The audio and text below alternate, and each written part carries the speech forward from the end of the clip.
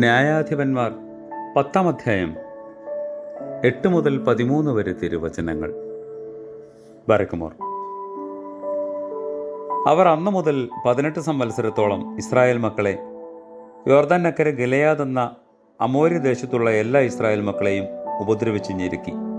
അമ്മോന്യർ യഹൂദയോടും ബെന്യാമീനോടും Ephraim ഗൃഹത്തോടും യുദ്ധം ചെയ്യുവാൻ യോർദാൻ കടന്നു. അങ്ങനെ ഇസ്രായേൽ വളരെ ദുരിതത്തിലായി. ഇസ്രായേൽ മക്കൾ കർത്താവിനോട് നിലവിളിച്ചു, ഞങ്ങൾ ഞങ്ങളുടെ ദൈവത്തെ ഉപേക്ഷിക്കുകയും ബാൽവിഗ്രഹങ്ങളെ സേവിക്കുകയും ചെയ്തുകൊണ്ട് നിന്നോട് പാപം ചെയ്തിരിക്കുന്നു എന്ന് പറഞ്ഞു. കർത്താവ് ഇസ്രായേൽ മക്കളോട് അരുളി ചെയ്തു, മിസ്രൈമ്യർ, അമ്മോര്യർ, അമ്മോന്യർ, ഫെലിസ്ത്യർ എന്നിവരുടെ കയ്യിൽ നിന്ന് ഞാൻ നിങ്ങളെ രക്ഷിച്ചിട്ടില്ലയോ? സീദോന്യരും അമാലേക്യരും മാവോബിരും അമ്മോന്യരും നിങ്ങളെ ഞെരുക്കി. നിങ്ങൾ എന്നോട് നിലവിളിച്ചു, ഞാൻ നിങ്ങളെ അവരുടെ കയ്യിൽ നിന്ന് രക്ഷിച്ചു. എങ്കിലും നിങ്ങൾ എന്നെ ഉപേക്ഷിച്ചു, അന്യദൈവങ്ങളെ സേവിച്ചു. അതുകൊണ്ട് ഇനി ഞാൻ നിങ്ങളെ രക്ഷിക്കുകയില്ല.